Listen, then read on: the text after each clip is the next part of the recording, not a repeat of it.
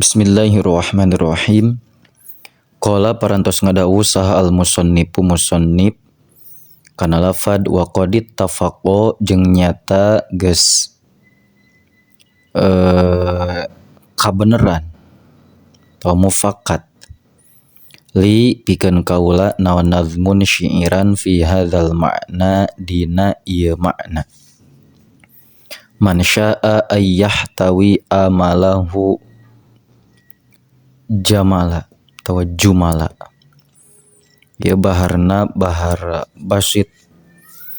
Mustaf'ilun fa'ilun mustaf'ilun fa'ilun mustaf'ilun fa'ilun mustaf'ilun fa'ilun man syaa ayyahtawi amalahu jumala falyattakhidh lailahu fi darkiha jamala nu karep hayang kumpul kabeh cita-citana jadikeun peuting eta pikeun tutumpakana aklil ta'amaka kaitahdo bihi sahara in syi'ta ya sahibi anta blughal kamala saeutik dahar ngarah nyaring dina peutingna mun karep anjeun kana tepi kasampurnana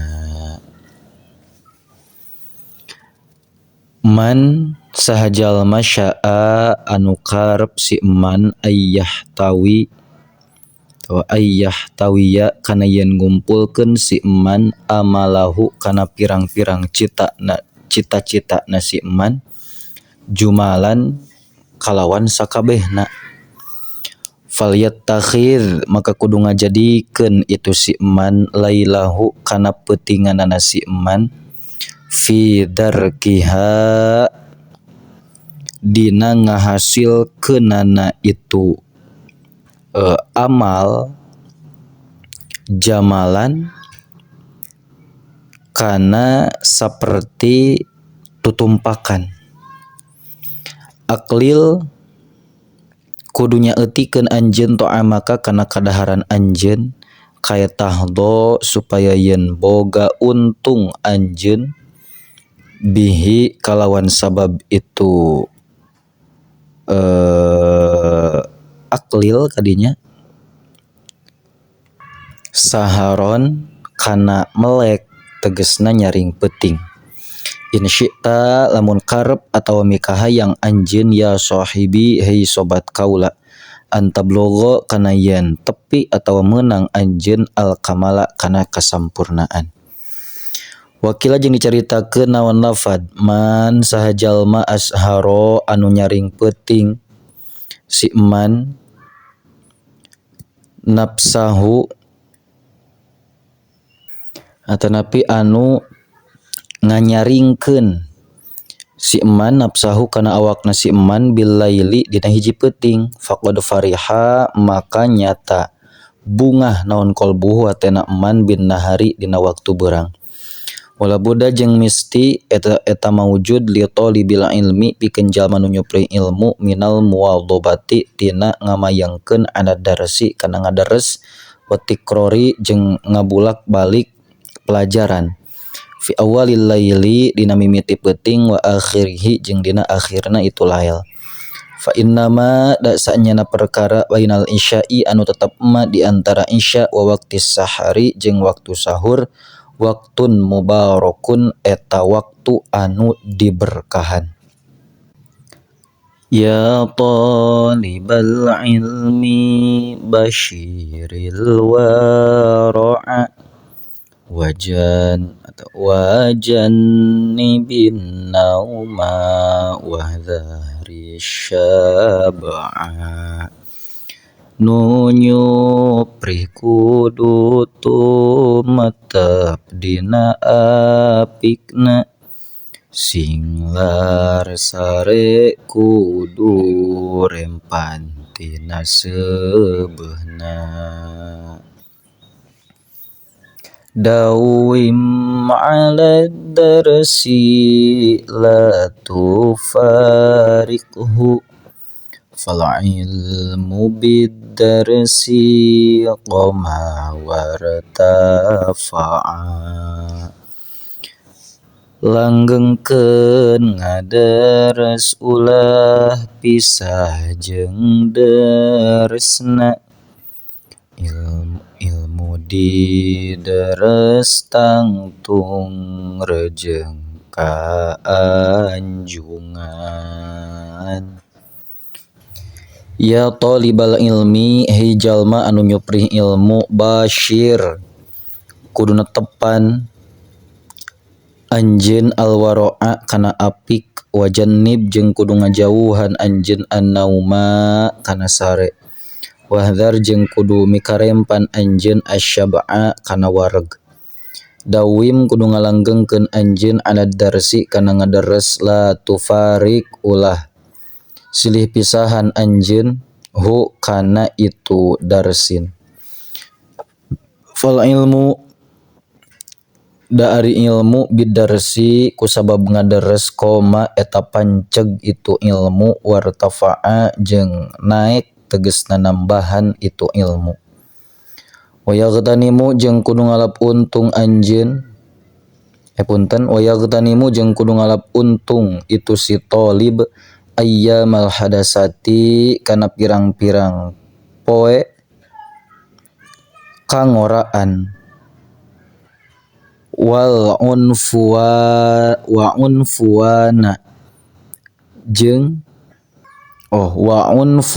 syababi jeung kana awalna kangoraan.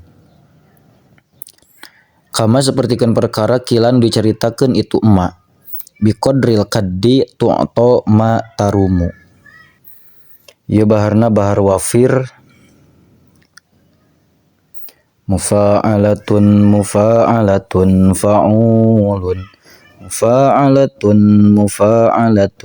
fa'ulun biqadril kaddi tu'to ma tarumu faman romal muna lailan yaqumu. Akuran keukeuhna laksana panejana nu hayang hasil maksud kudu nyaring ti peutingna. Wa ayyamal hadasati faghtanimha ala innal hadasata latadumu. Ciri untung dina dinten anu anyaran da moal langgeng poe anu anyaran. Biqadril kaddi kalawan kira-kiraan katekunan tu'to dibere anjeun makana perkara tarumu anu mikahayang anjeun kana itu emak.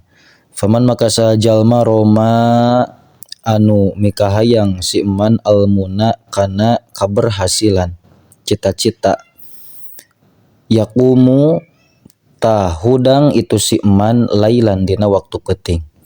Wa ayyamal hadasati jeung dina pirang-pirang zaman kangoraan faghtanim maka kudu ngalap untung anjeun ha kana itu ayyamal hadasah. Ala sing inget innal hadasata sanyana kangoraan la tadumu eta henteu langgeng itu hadasah. Wala yujhidu jeung ulah mayahkeun si talib nafsahu kana awakna talib juhdan kalawan kapayahan sanyana. Wala yudhifu jeung ulah migawe anu mantak ngalemahkeun si talib an nafsa kana awak hatta yan qati'a nepi ka yen pegat itu si talib anil amali tina pagawean. Bal yasta'mil balikta ngagunakeun itu si talib arifqo kana alon-alon fi dzalika dina itu amal. Warifku jeung ari rifkun alon-alon aslun eta pokok azimun anu gede fi jami'il asyai dina sakabeh pirang-pirang perkara. Qala parantos ngadawuh saha Rasulullah sallallahu taala alaihi wasallam kana lafad. Ala sing inget inna hadzal dina saenyana ieu agama matinun eta anu kuat atau anu kukuh. Fa aughilu maka teleuman ku aranjeun kabeh pihi dina eta din birifkin kalawan alon-alon wala tubaghid jeung ulah sina ambekeun ulah ambek anjeun ala nafsika kana awak anjeun ibadatullahi taala kana ibadah ka Allah taala. Fa innal munbita da saenyana jalma anu babarian getas harupateun la ardon la kotoa eta henteu megatkeun itu munbit ardon kana taneuh wala abqa jeung henteu tumetep itu si tolib dhahron kana tutumpakan. Waqala jeung parantos ngadawuh saha Nabi sallallahu alaihi wasallam kana lafad nafsuka ari awak anjeun matiyatuka eta lir ibarat tutumpakan anjeun farfak maka singnya anjeun tau kudunya anjeun biha kana itu nafsuk.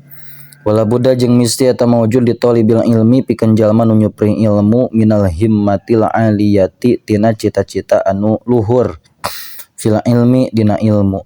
Fa inal mar'a da saenyana hiji jalma yatiru eta ningkat dina ilmuna itu mar'un bihimmatihi ku cita-citana itu si mar'un. Katoyri sapertikeun manuk yatiru hiber itu toer bijana haihi kujangjang dua na itu toer. Qala parantos ngadawuh saha Abu Thayyib Imam Abu Thayyib kana lafad ala qadri ahlil azmi. Ieu baharna bahar tawil. Fa'ulun mafa'ilun fa'ulun mafa'ilun fa'ulun mafa'ilun fa'ulun mafa'ilun. Ala qadri ahlil azmi ta'til azaimu wa ta'ti ala qadaril karimil makarimu. Ku ukuran kasobaran kagampang hasilna tujuan. Ku ukuran kalakuan bisa hasil kemuliaan. Wa ta'zimu fi aini syaghiri syagharuha. Wa ta'zimu fi aini syaghiri syagharuha wa tasgharu fi ainil azimil idhaimu wa adhaimu. Mulia ceuk jiwa nuhina kahinaan kalakuan. Hina ceuk jalma nu mulya ceuk nuhina diagungkeun. Ala qadri ahlil azmi